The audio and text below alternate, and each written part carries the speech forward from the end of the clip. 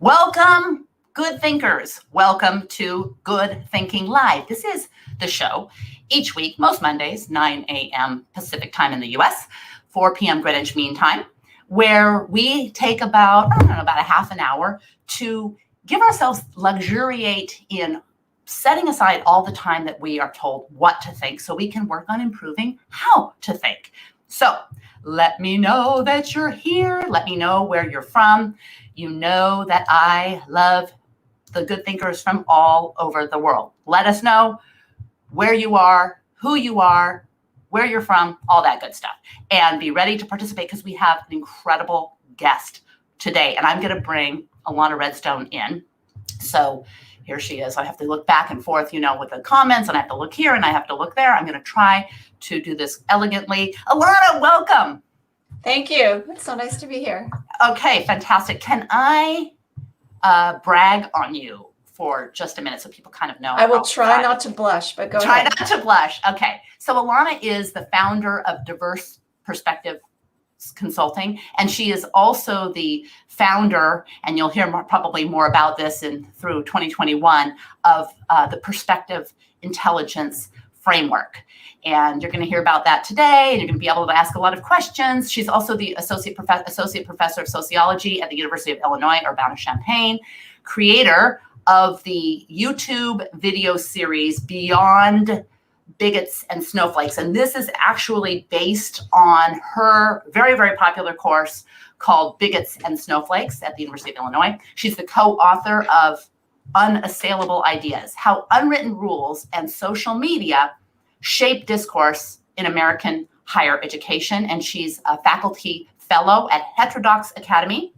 And back in the day, not that long ago, but back in the day, Ilana earned her PhD in sociology and demographics from University of Pennsylvania. Welcome, Ilana. Thank you. Thank you. Thank you. All right. So we've got Jennifer Fellberg in the house from PU. We've got Stephen in the house. I think that's prestigious university. Right. We've got Stephen in the house from halfway between Tukwila and Sutherland. So Stephen always comes up with a very clever way to say he's from Portland. So we've got some good thinkers already in the house, but definitely let us know who you are and where you're from and be ready to participate. Okay. Sounds good. So we know, we're going to start with a question to the good thinkers, and then I'm going to open it up. Okay. So we know that history has gotten a lot of things wrong, but we're smart now, right? Like, we know we have science, we have data, we have unprecedented access to information. So here's the question. You guys get ready. Do you think that now we have, in terms of answers to the most important questions, do we have all the answers to the most important questions? Do we have most of the answers to all the important questions? Do we have very few answers to all the important questions? Or do we have no definitive answers to all the important questions?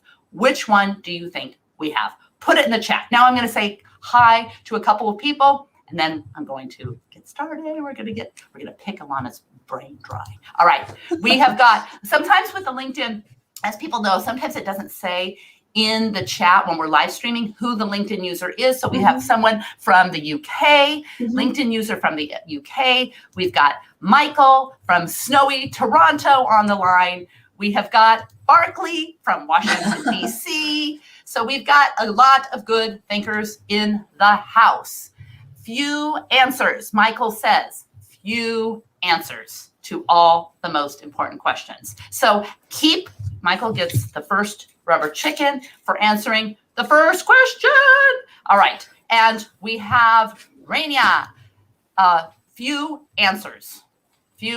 So I think we'll see what other people say. But what I want to ask you is, we have all of these terms, and I want to kind of frame the conversation so we all make sure that we're on the same page when we're talking about diversity, when we're talking about viewpoint, when we're talking about perspective.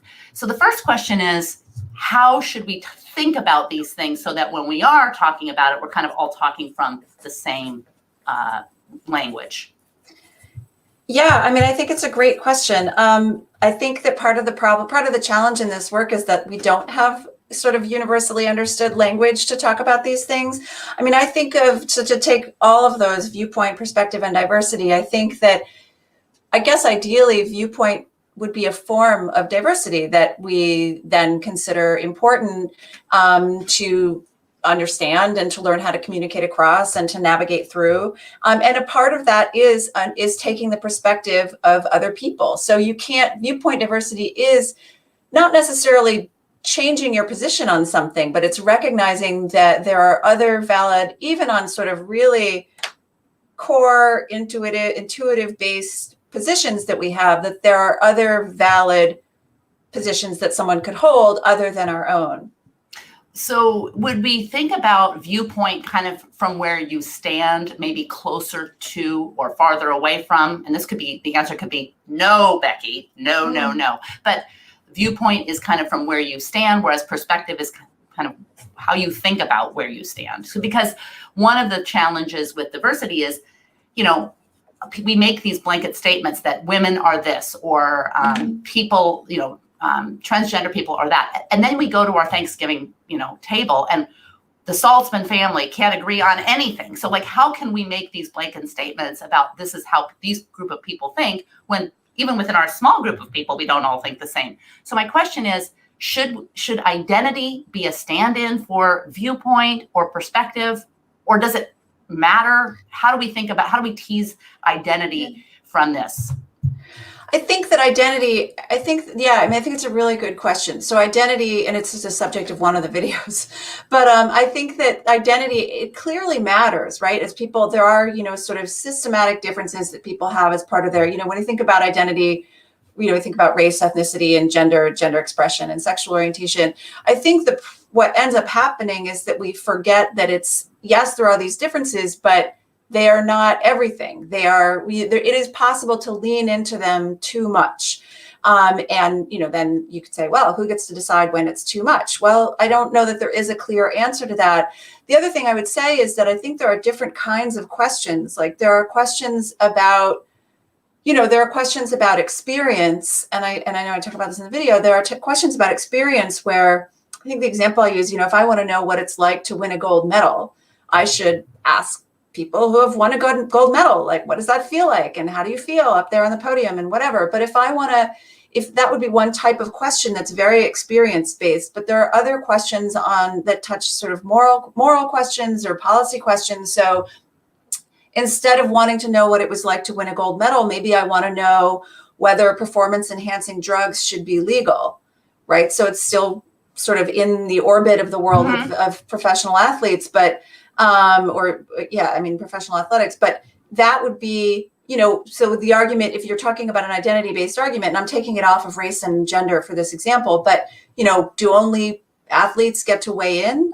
You know, so I think there's a distinction to be made between the kinds of questions and also sort of thinking clearly about, you know, what do you lose when you lean too much into diversity, and when you lean too much into identity, and you say, well, this person, you don't have the right background, you can't speak on this topic, you know, whether it's, you know, an immigrant from somewhere in Asia to the United States who can't comment on, you know, our border policy with Mexico because they don't have the right background or whatever. So I think that we need to be more open about where those lines get drawn. Well, let me ask the audience. So Jennifer goes back to the question, and she says, depending on what is an important question. So that's really true, but assuming that you are kind of thinking about what's an important question, you know, and it's kind of like what you think is important. Like yeah, but I mean, I think there are sort of issues that people universally, like, you know, there are some things where people just aren't going to argue, like, you know, nobody cares if you want to fight about, I mean, I guess you could get in a heated argument about the best movie of the last 50 years, but people generally don't get, right, The Godfather versus, you know, E.T. or whatever.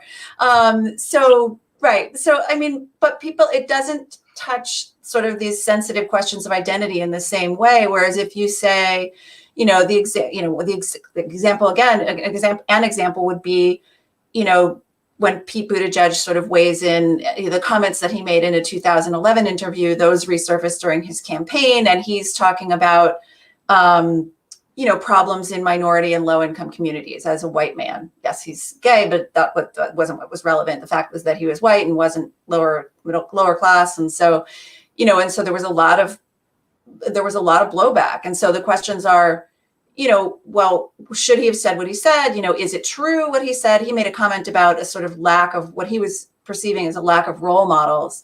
And, when I've asked students about it, they'll say, I asked a class about it at the time, and I say, did you think that it was racist? And most students sort of felt like it was. Oh, did you want to say something? Yeah, let's ask the good thinkers. Oh, okay. Is it, go ahead.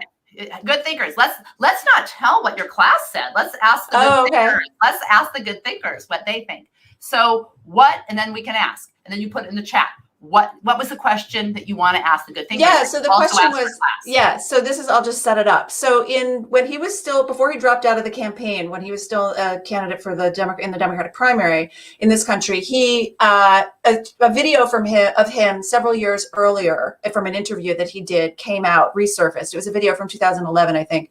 And in that video, he is recorded as making a comment about how I'm going to misquote it, but the general idea was that one of the main problems facing minority and low-income communities is that there's a lack of role models who value education. And so the question was, is it racist? Is it racist to say that? Is he racist for saying it? You could think about it however you want. Okay, so what do you think? Do you think that comment was a racist comment or a non-racist comment? So that's a good question. And the second question to consider, and good thinkers, you can consider both at the same time, because I know you can do this.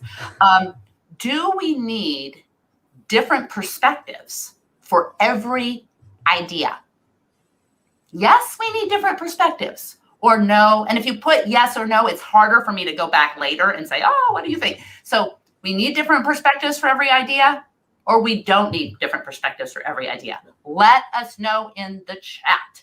And Jennifer says, I would like to value opinions in discourse. It's not racist. So she thinks that Pete Buttigieg saying that is not racist. Okay, now we're going to wait and see what people think about whether we should have different perspectives for every single idea. We've got a LinkedIn user that says, based on the info you gave us, not at all. But that's a really good point, because I like that answer a lot too, because sometimes the way that the media or someone summarizes something leaves out a little tiny, not suggesting that you did, but a little tiny grain of something that can tip the scales one way or the next in at least how people perceive it. So that's I really like that. I really like that particular point. But what I'm going to ask you, what I think is interesting about this is, if the data says X, if science says X, how should we think about just using science or using data to provide evidence for conclusive moral decisions? And before you answer, we've got to go back to the good thinkers, but hold on to that so you can conjure. Why should just bring out science, bring out data? What's wrong with that? Good thinkers know I love science and data. All right. So Stephen says not racist, but he would have benefited from prefacing his comments with something like, in my discussion with people in those communities, the top issues they highlighted X. Okay, potentially. And then we have got Lorna says she concurs, not racist. Okay. So, that is the perspective here. But I would not be surprised if there are other perspectives for other reasons. But why not just follow the science and let science dictate? Now, before you answer that, should we just, good thinkers, should we just be able to pull up the data and pull up the science and give a primacy to the science and the data when trying to prove that we are taking the right road toward a morally ambiguous kind of question? So do you think we should entirely or primarily focus on the science and data, or should we stay in our opinions? All right, Jennifer says, not for every idea. We could never get anything done. Okay. And see, this is part, she's, we could not take everyone's perspective for every idea. We would never get anything done. That's a really good point. All right. So now what about science? Should we not just follow the science? How, Ilana, should we think about that? I think it's a good question. So can I go back to can I just make another comment? Yes. Yeah, let me go back for a second. So, I mean, I think that your point about, I think that your point about, that some little piece of something can be left out and sort of the way it's reported or whatever, I think that is really important. And in fact, I think it's why people should always go to the original source. Just go and listen to the interview. I mean, in this case, listen to the interview or go read the thing yourself rather than having not a clip. Well, yeah, the whole thing. I mean, if you can, go to the original source and rather than having someone digest it for you. So, and again, I know that time is always a factor, but that's one thought. I think that with a question about science, yeah, I mean, I think so. There's a couple of problems with that.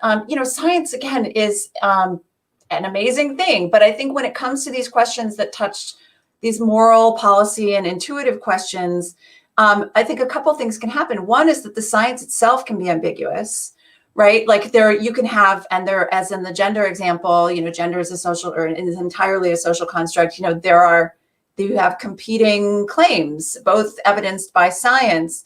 And so, yeah, so on the one hand, so one thing I would say is that the science itself can be ambiguous. The second thing is data don't interpret themselves, right? So there's an element then, and if it's the more ideologically driven the interpretation is, the more problematic it's going to be. So the more someone puts their own sort of lens on it. And then I guess I would say is the other thing I would say is that, you can find statistics to support a wide range of arguments. And I mean, I think that and let me come back. The last thing I'll say on this is that I'll give an example of that in a second, but the last thing I'll say is that none of this means that science isn't important or isn't moving us forward. It's just bring an appropriate skepticism. And if the question is, can it sort of bridge moral divides or bridge ideological divides? I would say, no, I think it's not likely that that's going to happen. Actually, I want to give other people a chance to speak. So I'll hold my. All right. So what do we have? Do people think that science is, on one hand, we don't want to come across like science is just the subjective thing where, right. But not about whether the science is right or wrong. It's about what science you choose to support your premise, like what science you use. The other thing is, so let us know what you guys think about the value of science to support.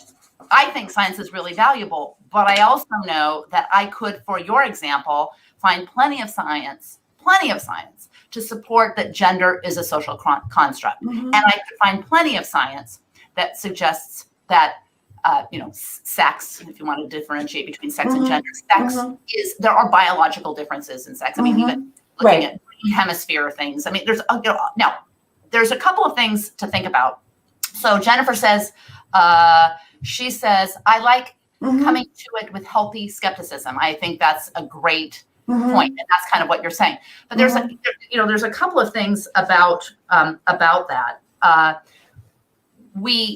don't want to suggest that the scientific method itself is some kind of politicized BS, blah blah blah blah blah. I mean, right. There is value in this method, and the method is really about constant discovery and not landing on a definitive, because you want to mm-hmm. poke holes. Otherwise, we'd be back thinking that the sun revolves around the earth, for God's sake. But how we pick and choose the science is really what you're saying. Well, I mean, I can give you another example. Like here's for support or enlightenment. Yeah, right. I mean, but here's another example. So if you want to talk about, let's say I want to talk about poverty in America. And do I want to say that, I could point to, for instance, the number in the tens of millions of people who live below the poverty level in America. And it's by any measure, it's a large number. And so I could make the case that this is a 4-alarm fire, and we should all be devoting a lot of resources and right. So that would be a reasonable thing to say. On the other hand, if you wanted to say, well, hold on a second, let's think about poverty in America. And, the poorest people in this country live better, and you could find the metrics, and they say live better than this sort of, the top 20% in many other countries or something. So those are both, you can find scientific claims for both of those. You can find studies that report both of those. They're both using data. So again, so this sort of healthy skepticism. And I guess the other thing, it's not so much about, I think it's more about that the realization that we're still going to have to figure out a way to talk to each other. At the end of the day, I guess that's more the point that I would want people to come away with. It's just, this is not going to be our path to everybody getting along. All right, so I often think that part of the problem is, and I'll be curious what you guys think, what you good thinkers think. We have more access to information than ever before. I always say that we are kind of overloading our neck computers. We're kind of running a 486 neck computer in a, practically, in a quantum world. And so how do we, process? And it seems to me that, creating stories, or I call them tidy takeaways for complex issues, makes us more comfortable. So my question to you guys is, are you more comfortable kind of identifying what team you're on and kind of just being part of that team, or are you comfortable being teamless? Like living, not only dipping your toe in the murky pond of uncertainty, but like swimming around in there, maybe even on a permanent basis. So would you rather have a sense of certainty because of all this information? And, and maybe the next question would be, where do you go to get that certainty? Or would you be okay, like for example, on the gender issue, understanding that these two things, like if you were quantum thinking, you could hold two of these viewpoints in your head at the same time. One, that gender is a social construct, and two, that there are biological differences between the sexes. Like you could literally hold that if you were willing to embrace the cognitive dissonance. So my question is, Jennifer, of course, team applied curiosity. Yeah, well, very good. Very, very, very good. So would you rather, just in general, and be honest, like, would you rather have a little more certainty, or are you okay kind of living in the murky pond? And then I'm going to ask you, as people weigh in, how do people ask, speaking of applied curiosity, how do people feel confident asking questions? For example, does intention matter? I mean, you say, well, you hear all the time, intention matters. And you hear, well, it doesn't matter that you didn't intend to massively undercut me or hurt my feelings or injure me or whatever. So my question to the audience before Ilana asks, does intention matter? Like, does it matter a lot, kind of, or not at all?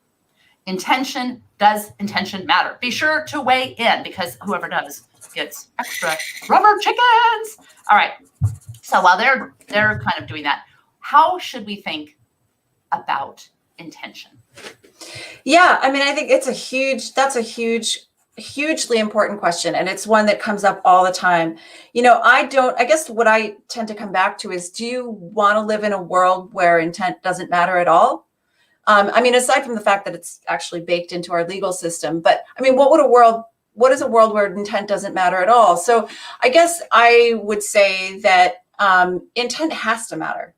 It has to matter because you can't, how are you going to navigate relationships with people? And I think, there are differences in, well, how much does it matter? Well, how close are you to the person, and how are you going to have repeated interactions with them? Are you, but it has to matter. At the same time, it's not a free pass to sort of just treat everyone like crap. Although that, then you would sort of be violating the intent, but it has, I guess I would say it has to matter. And then, in a workplace setting, I think it's tricky. It does take intentionality to navigate this and understand that intent has to matter, but it's also not a free pass, and sort of trying to be charitable in your interpretations and give people, when interactions go sideways, and give people the benefit of the doubt. But I think when it doesn't, you're going to very quickly end up in a place where people are afraid to open their mouths, and then everybody loses. what do we lose when people are afraid to open their mouths if the people that are opening their mouths, are really offensive? Well, To me, I mean, I like think you could they hurt say, my feelings, or they're sure. offensive to me, or I find I don't feel safe. Right. Well, okay. So if you're again, so a couple of questions there. So one is who's deciding, what is not feeling safe enough of a reason to say that the person's intentions shouldn't matter, right? So that would be one question. I mean, the example I always come back to is, I talked with a group once where they said there was a subset of the group and they felt like the word healthy was offensive. The So word they felt healthy. healthy. Now let me ask a question about that.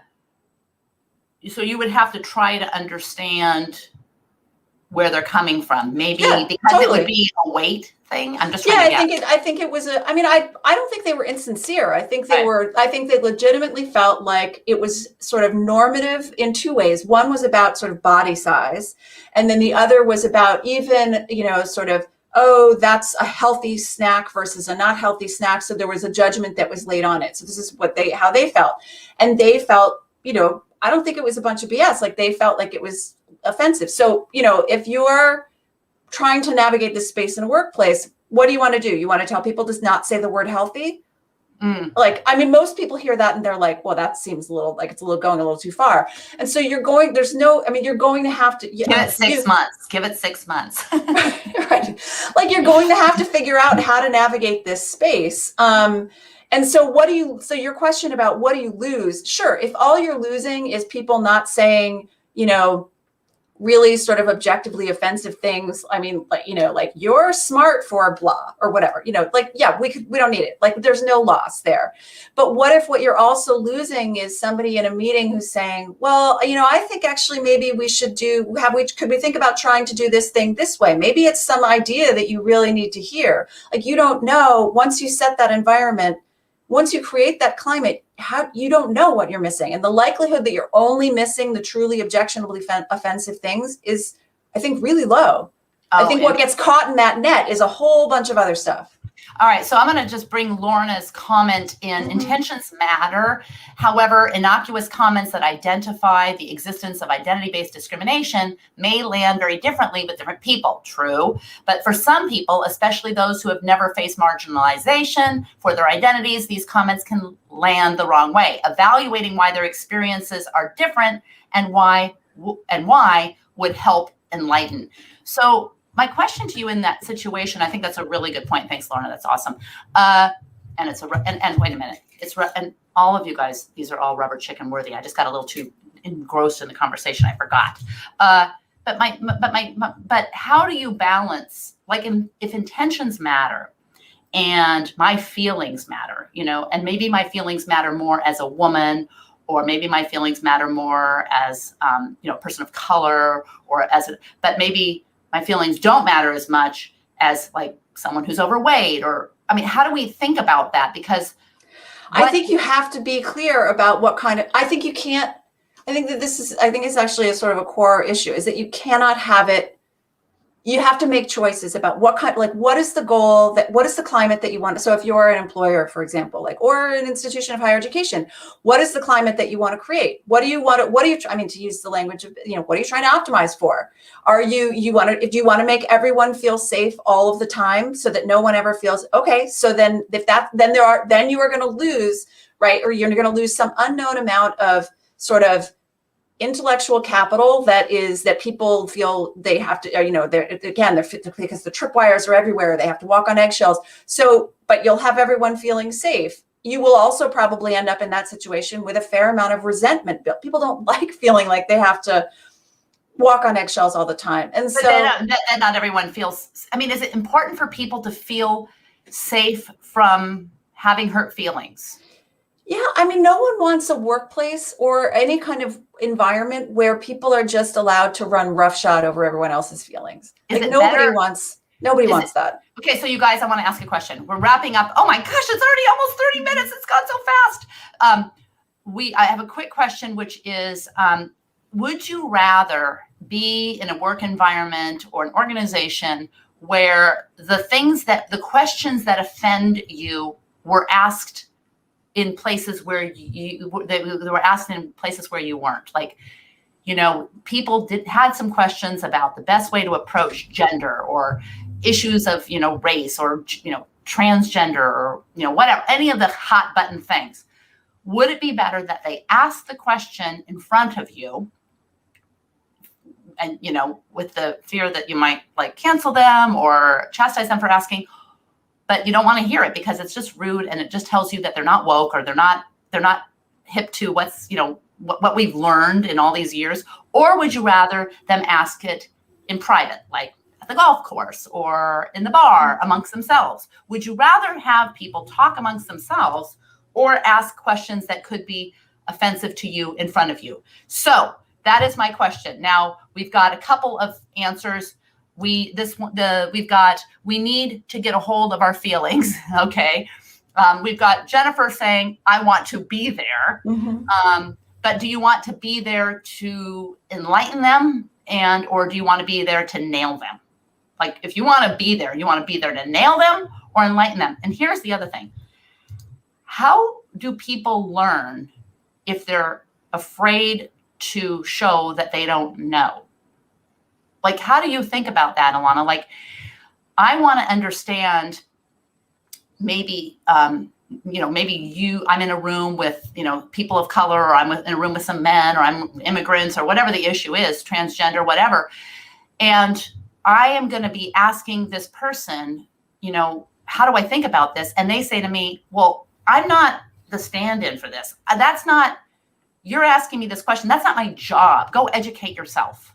I mean, I get it. Yeah. I mean, I don't want to be the one to answer for all, white Jews, middle-aged, graying, sagging skinned women. I want to be like, go ask the other people. Like, but maybe I could, how do we think about that? But how could you, but I mean, in that question, there's an assumption that, you can get, that there is a Black opinion, or there's a female opinion, or that there's a Latino opinion, or whatever. Like, I mean, there just isn't. So even if you had, there's so much in what you said, Becky, but even if you had, so there's the piece about, well, if people can't learn. And so that's a really valid point. But okay, so then the other question is, well, what would they be learning? Are they learning because there is no this kind of opinion or that kind of opinion? So they can learn your opinion, or that person's opinion. I guess let me stop there. So. Okay. So, but we don't know, how do you think about representation then? Because if you have I call it like the visual, the optical diversity, you might think you have diversity. And there is the example of, I had a client and every engineer that he hired was from Stanford, but, but visually there were big differences between how these people looked. He was really good about getting different people of color and different nationalities and men and women and, all that. But they all came from Stanford. And it was like, they all approached the engineering kind of with the Stanford patina. So if you looked, and then he finally brought in an engineer from the University of Texas, and it was like, a breath of fresh air. Completely was disruptive and super important to, moving the innovation forward that had nothing to do with the optical diversity. Right. Yeah. Again, like there has to be some kind of balance. Like, I mean, but the idea, sort of what you're talking about before they brought in the UT person, the idea that diversity in what people look like, the sort of demographic, racial, ethnic, whatever, is somehow a proxy for a diversity of perspectives. It's not. I guess it can be, but it's more often it's not. And so if you think that that's important, having a diversity of perspectives, which I think it would be for, as you're in your example, when they brought in the Texas person, then you have to factor that in. But the balance is that, of course, there needs to be more diversity. Of course, workplaces need to be more open. There are groups that have been historically marginalized, and that does need to be a factor. And so but figuring out how to navigate that space is a balancing act. And I don't think that we're doing it particularly well. I think we could do it a lot better. But I think it is a balancing act. Well, I really want to give a little bit of a plug as we're going past the time, but sometimes when I have these great interviews, it's so hard not to, and you guys have such good questions and comments. Here is the thing. I suspect that this perspective intelligence framework that you have will be helpful in really identifying where people are, with perspectives. And like you said, it includes the optical diversity. It includes all of it. It doesn't negate the fact that we need to address inequity, or inequality, I should say. So is there a question that you can ask, your favorite question from your perspective intelligence test, which I know you're working on and validating? And you can go pretty soon. I think you'll be able to go to Ilana's website and take it.